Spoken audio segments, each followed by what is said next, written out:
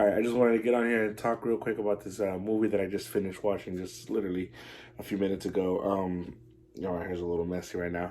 I don't care. I was just gonna post about this, but honestly, I just feel like I wouldn't be able to say what I want to say about this movie through writing. I had heard of this movie. By the way, Tick Tick Boom. This is the movie that I want to talk about right now. I had heard of this movie not too long ago, just a few weeks ago. Promotion started coming out about it, and then all of a sudden it was just everywhere. I just kept hearing about it every on Twitter, Instagram. Give you the synopsis of what this movie's about. The film follows John, who's played by Andrew Garfield, a young theater composer who was waiting tables at a New York City diner in 1990 while writing what he hopes to be the next great American musical. Days before he's due to showcase his work in a make or break performance, John is feeling the pressure from everywhere. From his girlfriend Susan, who dreams of an artistic life beyond New York City, from his friend Michael, who has moved on from his dream to a life of financial security, amidst an artistic community being ravaged by the AIDS epidemic. With the clock ticking, John is at a crossroads and faces the question everyone must reckon with: what are we meant to do with the time we have? And I wanted to watch this movie just because Andrew Garfield's in it. I have been feeling like Andrew Garfield has been criminally underrated within, I don't know, for a while now. I feel like The Social Network was, I think, the first time we really got to see him just be just incredible. And I don't even know if he was nominated for a supporting actor in that movie. I thought he was amazing in that. I thought he was a good Spider-Man too. I thought he was great as a Spider-Man. It's just the movies itself weren't the best. But I always thought he was a pretty good Spider-Man. I think he brought good emotion to that movie. And I loved him in Hacksaw Ridge. I loved him in Silence. I loved him in so many things that he's done that I feel like not many people talk about him. And I feel like he needs to be talked about more. And after watching Tick Tick Boom, this guy needs to be nominated for an Oscar. This freaking movie is amazing. This freaking movie, this movie has me just thinking about it. It's incredible. It really is. It's again, it's a true story on Jonathan Larson.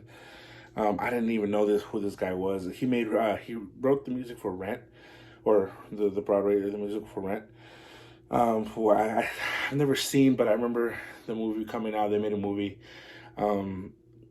The sad part about it is that the day that Rent was set to premiere on Broadway finally, as Jonathan Larson's big breakthrough musical, he died. He passed away. I believe the day before that he was even able to see his first Broadway musical being brought to life, and that's the tragedy of this story, really, of this man's career. You really get to see just a young man. I think this movie depicts him at the age of 29, I believe, about to be 30, and the whole movie is about that. You see that last week before he's turning 30 as what's he doing with his life, as again, kind of what I just read here. His people, his friends, his girlfriend, they're all moving on with their lives as far as they've kind of, I don't want to say given up on their dreams, but one has, while his girlfriend is trying to do things with her career and push it forward, he's struggling to just see his dream come to life. And you can see he's just struggling with writing the music and the stress that it comes with it. I will say this though, maybe because I have to watch it again, but the music itself didn't captivate me. I thought it sounded great. I thought, again, Andrew Garfield can sing. Let me say that first. This fool's talented, man. I'm telling you, this guy is talented and he can sing.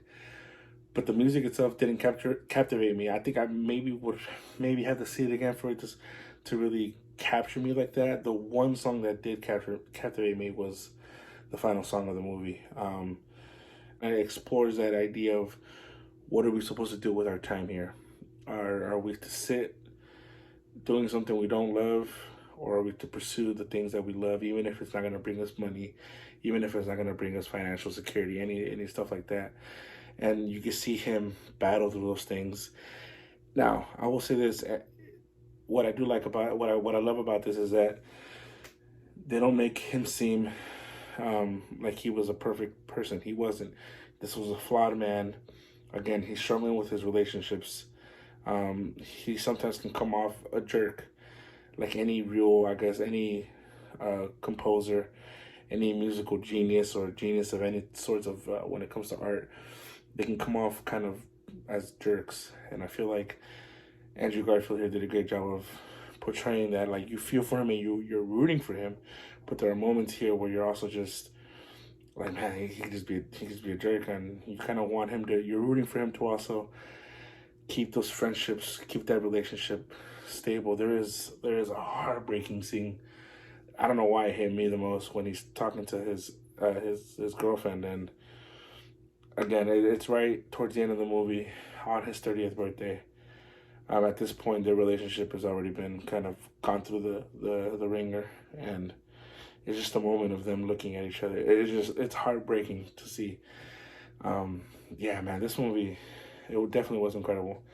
I'm happy that I watched it. I'm glad that I came to my room late at night and said, look for something to watch. And again, that kept coming up on my Netflix queue. I kept hearing about it. I haven't heard many people talk about it anymore. I think everybody's wondering whether Andrew Garfield is going to be in Spider-Man. And listen, I think he is, but please watch Tick, Tick, Boom. It's a wonderful story. It's a sad story, but I think it's worth the watch if you're into music. It doesn't come off as just overwhelmingly music. I'm not a big musical movie fan. I haven't seen Into the Heights. I haven't seen Hamilton. But I love this movie. I really did. I'm looking at a 9.7 out of 10. Just because the music didn't and not because it was bad. It didn't stick with me the way I wanted it to. If the music would have stuck with me more, this is a perfect movie, honestly.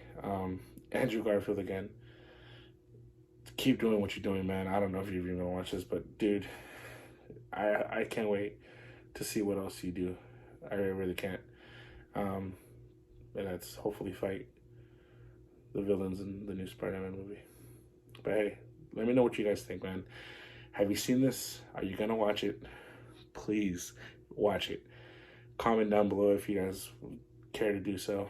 Let me know if my opinion sucks. And if it does, come at me. See you later.